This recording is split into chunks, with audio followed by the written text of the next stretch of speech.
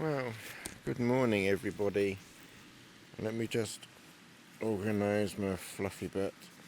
It's about it's more water than I meant to do. It's not concentrating. That's talking to you lot, you see. It's about 10 to 9. I've just had breakfast. So I'm going to clean my pot out with my tea bag and tea.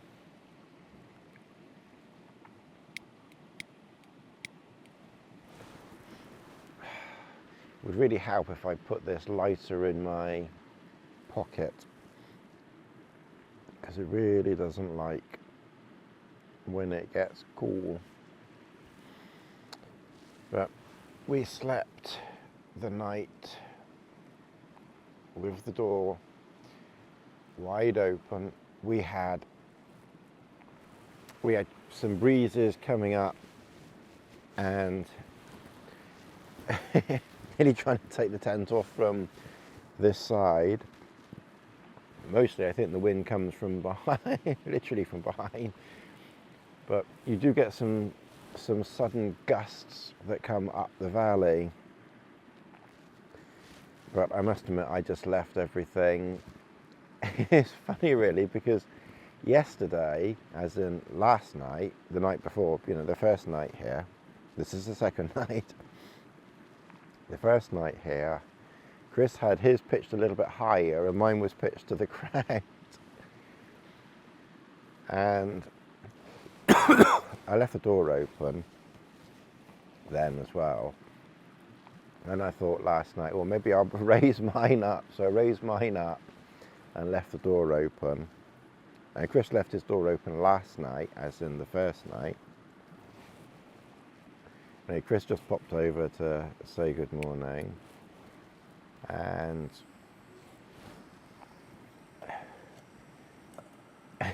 he closed his door. He lowered his last night. He lowered his shelter last night at about 8 o'clock. And shut his door about the same time. So what I found is, it was fine because it wasn't raining, so I was okay. The door, it was flapping here, of course, because the door is open.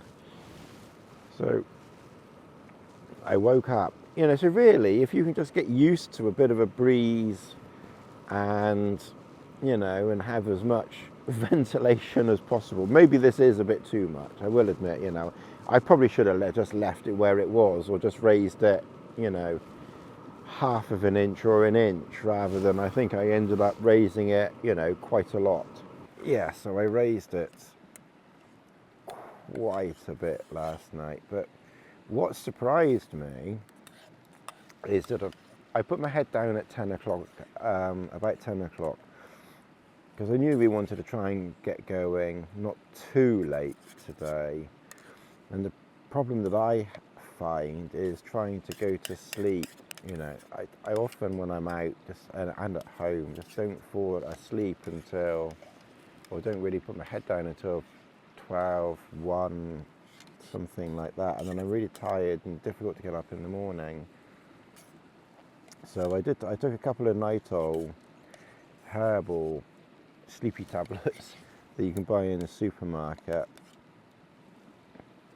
I took a couple of those, I don't know, about 7 o'clock, maybe, something like that. And I was feeling quite sleepy at 10, so I put my head down at 10. And I woke up about midnight, and I felt really quite warm. And this is my -5 bag, so I mean, it is designed for, quite cold. But I've always historically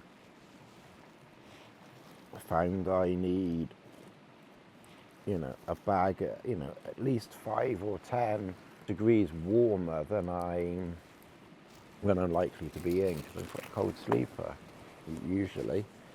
But I felt really quite warm last night. So I had this on, this light jacket and this light shirt. and the t-shirt. So I took these two outer layers off, and I put my wind shirt on. And the reason why I put the wind shirt on is because it's got a hood, and because obviously it was quite drafty. If I'm in a drafty shelter, then I like a wind shirt, because then it's really light in bed, so it doesn't really warm you up as such. And they can give you a little bit of a microclimate, within your own body, but I like it for the hood. So for me, a wind shirt with a hood is, pretty critical, really. So I put that on, and I was fine, and I was surprised when I looked at I checked the weather, the historical. I like the Kestrels that give you the historical data as well, like the graph, not just min-max. They're the cheaper ones. I like the more expensive ones, because then you can go into data, and then you can see what it was every half hour overnight.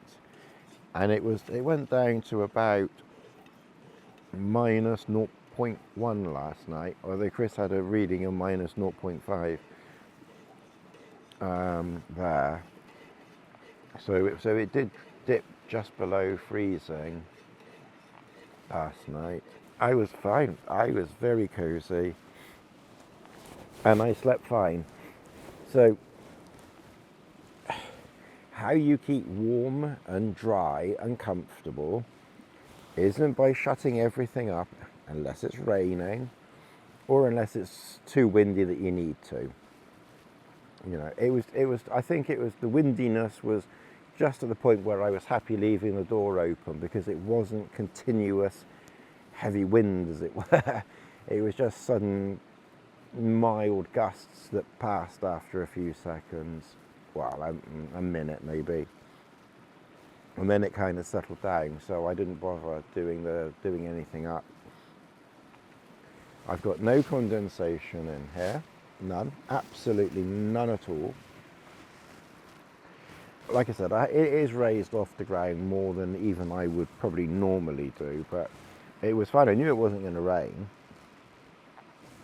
Make sure that you have a sleeping bag that is, more than warm enough. Make sure that you've got a warm mat. Make sure you've got a foam mat to go under you. And if you've got a foam mat under you, you've got a warm enough mat. Your sleeping bag is up to task. And if necessary, wear something.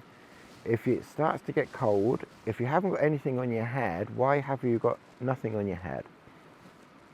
All your heat comes out your head. So, have a jacket with a hood that you can wear in the sleeping bag, or like a wind shirt, which is like super light, but it just, keeps the breeze off your head, or just keeps a little microclimate within your bonds. Or wear a balaclava or a beanie or something, but wear a hat, like a beanie type hat, or a wind shirt with a hood that you can just put up over your head. And that goes a long, long way to, to keeping you warm, at night. I've always been of the thought that it's the sleep system that keeps you warm, not the tent that you're in. But yeah, that's how you stay warm. I don't know what the minimum temperature was here, but like I said, I brought my -5 bag, because I knew that it would be. I knew the evenings were going to go down to like 3 or 4, something like that. And I think when temperatures are likely to go down to 3 or 4, then I probably would get away with my +4 bag, with some clothes as well. But sometimes it's nice just to have a sleeping bag that is well and truly up to task. And weight wasn't really a problem. I knew that we'd pretty much planned to, but I would have bought this sleeping bag anyway, to be honest. But I knew we'd planned to pitch in one place and then wander off.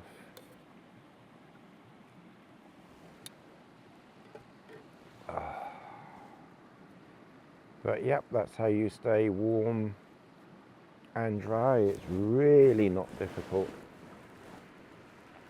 to do. And obviously, you know, if you've got if you've got internal baffles, you know, cinch them up so they're close around your neck. So you kind of cut drafts out.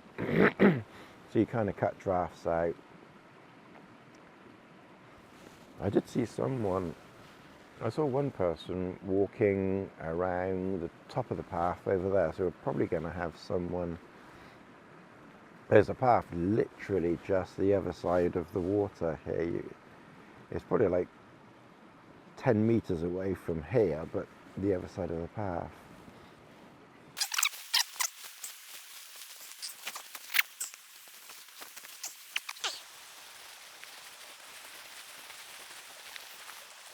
Okay, so I'm not wearing anything that needs to go in here.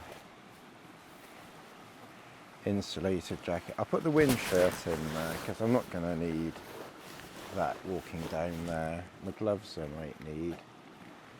My raincoat I might need, but I think I don't think it's going to rain. It's supposed to be sunny today.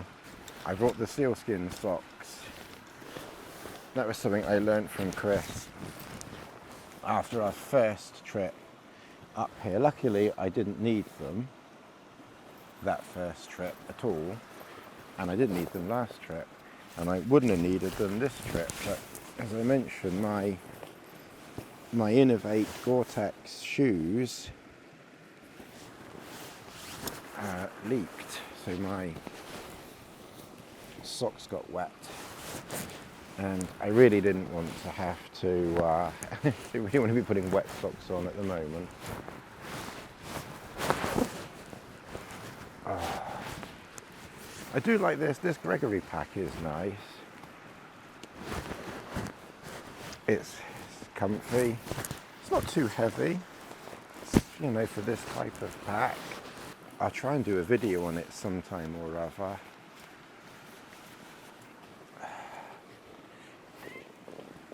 By the time I get round to doing a video on it, they'll have discontinued it probably.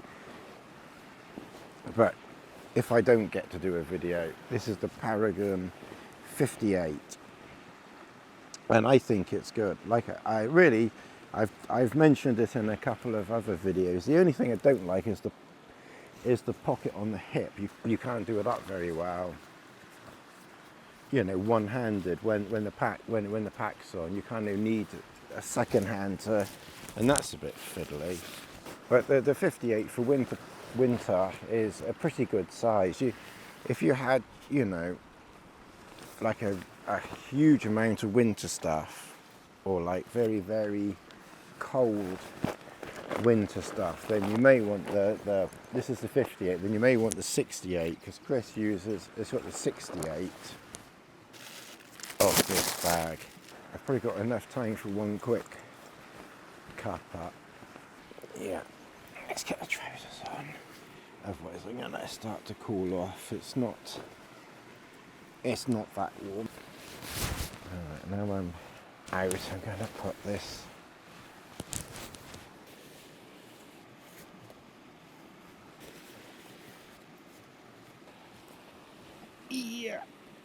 oh, excuse me.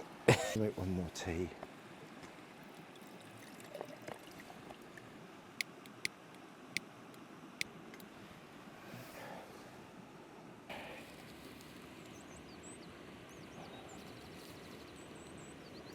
Las's pack is very useful for putting light stuff just at the end of the trip. It's been an enjoyable trip though. Okay, that's hot. Just about be brown enough, and the pot is largely clean. I'll just quickly show you putting this away, and I'll maybe do a separate video on it, but this might be it. So you do have to put the thing like that, so make sure there's no water in there. That drops in there. These kind of just fold on themselves, so we're ridiculously easy to put away. A small gas that fits in there. That fits on the top. And then I know what you're thinking, you know, wouldn't it be good if you could put a lighter there as well? But of course you can't do the lid up with a lighter. So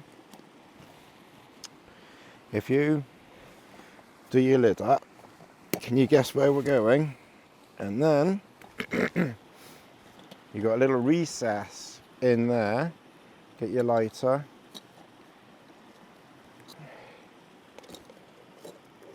And the lighter goes in the bottom. So there you got your lighter in the bottom. It's like a Zippo lighter, jet Zippo lighter. Everything goes inside and everything fits inside there very nicely. So that maybe is the video on the Windburner. All right, I'm going to put my shoes on. In fact, I might actually, because it's quite warm, I think I might be tempted to, because I think I'm going to warm up. It's nice and sunny and everything, so I think I'm going to be too warm with the sealskins on. They're quite damp, but they're not as wet as they were last night. I think with the sun on the socks and everything, they've actually warmed up. They're just sort of a soggy feeling now.